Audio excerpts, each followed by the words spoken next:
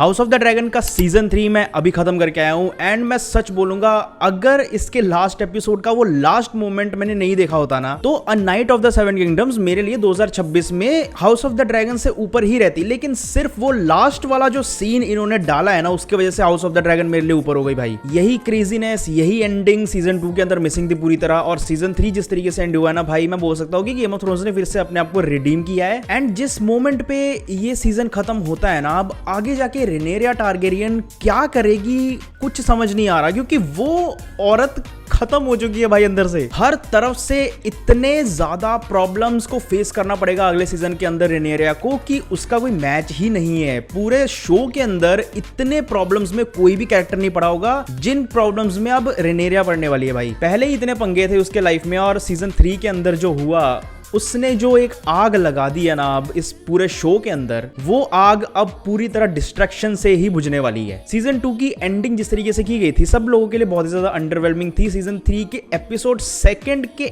Last में जो होता है, वही चीज सारे सोच रहे थे कि सीजन 2 की एंडिंग में दिखाया जाएगा हमें। और हाँ, जो पहले 2 एपिसोड्स है सीजन 3 के, they are totally fast paced. पहले ही एपिसोड के अंदर हमें इतनी बड़ी और इतनी वेल डायरेक्टेड बैटल देखने को मिल जाती है। एपिसोड 2 के अंदर जो होता है वो आपको पता ही है कि कितना ज्यादा सिनेमैटिकली और मेटाफोरिकली और विजुअली वो एपिसोड एक मास्टरपीस था। एपिसोड 3 के अंदर भले ही हमें कुछ बहुत ज्यादा एक्शन देखने को नहीं मिला, लेकिन फिर भी वो इकलौता एपिसोड पूरे सीरीज के अंदर इतना ज्यादा अलग फील होता है, क्योंकि पूरी सीरीज के अंदर सिर्फ उस इकलौते एपिसोड के अंदर हमें ये देखने को मिलता है पहली बार कि रेनेरिया टारगेरियन को भी इतने सारे प्रॉब्लम्स फेस करने पड़ रहे हैं। एंड उसके बाद एपिसोड 4, 5, 6, 7 थोड़े से स्लो होते हैं। 7 का एंड बहुत ज्यादा तगड़ा था एंड बस वो चिंगारी की जरूरत थी, जो चिंगारी एपिसोड 8 के अंदर डल गई। एंड उस चिंगारी ने जो आग लगाई है ना, वो आग अब मुश्किल ही बुझेगी भाई अगले सीजन के अंदर। रेनेरिया टारगेरियन का जो कैरेक्टर डेवलपमेंट किया गया है, वो इतना ज्यादा परफेक्ट फील होता है। अगर आप एपिसोड 1 सीजन 1 के एपिसोड 1 से लेके सीजन 3 के एपिसोड 8 तक देखें, तो रेनेरिया का जो प्रॉपर आर्क था, उस आर्क के अंदर जो इतनी बढ़िया तरीके से सटलनेस के साथ एक इतना बड़ा चेंज लेके आए ये लोग कि हम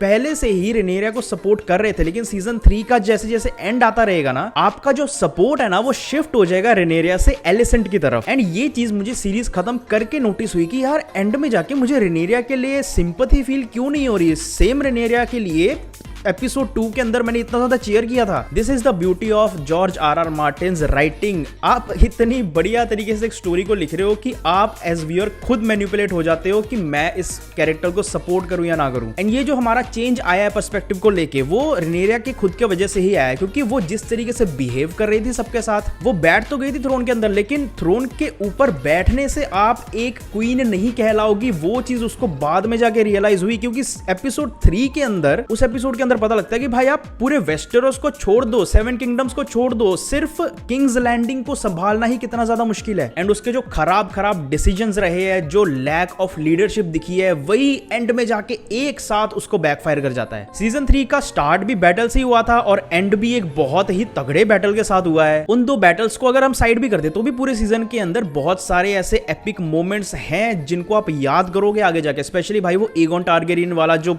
मोमेंट था, एगोन टारगेरियन ने अपना एक प्रॉपर आर्क कंप्लीट कर लिया है एक तरीके से। एंड भाई मैं एक चीज एड्रेस करना चाहूंगा, जो हेट हमें मिली थी ना गेम ऑफ थ्रोन्स के अंदर जॉफरी बराथियन के लिए, वही सेम हेट हमें एगोन टारगेरियन के लिए भी बढ़ रही है। एंड स्पेशली एगोन टारगेरियन के लिए हेट और लव एक साथ दिख रहा है। एंड वो अट्रैक्ट करने के लिए उस एक्टर ने बहुत ही ज्यादा तगड़ी परफॉर्मेंस दी है भाई। मतलब वो सनफायर वाला मोमेंट एक एपिसोड पहले से आते हुए दिख जाता है, लेकिन still that was a bad S moment. Overall अगर मैं कहने जाऊं तो सीजन 3 सीजन 2 से वे बेटर था, क्योंकि भाई सीजन 2 कैसे देखा है वो मुझे ही पता है। और मैं भाई obsessed to Game of Thrones universe से। एक ऐसा ऑब्सेस्ड बंदा बोल रहा है कि सीजन 2 बहुत मुश्किल से दिखाया गया है उससे, तो आपको पता ही लग जाना चाहिए कि सीजन 2 कैसा था। एंड सीजन 3 के अंदर आई कैन टेल यू कि भाई they are back, Game of Thrones is back, George R Martin is back. And शायद 2 साल का और वेट करना पड़ेगा सीजन 4 के लिए। अगले साल शायद a night of the seven kingdoms का सीजन 2 आने वाला है। बाकी आपको ये सीजन कैसा लगा कमेंट्स में जरूर बताना। वीडियो अगर अच्छी लगी हो तो रिव्यू द रियलिटी को सब्सक्राइब करके बेल आइकन दबाना मत भूलना, और मैं आपको मिलता हूं नेक्स्ट वीडियो में।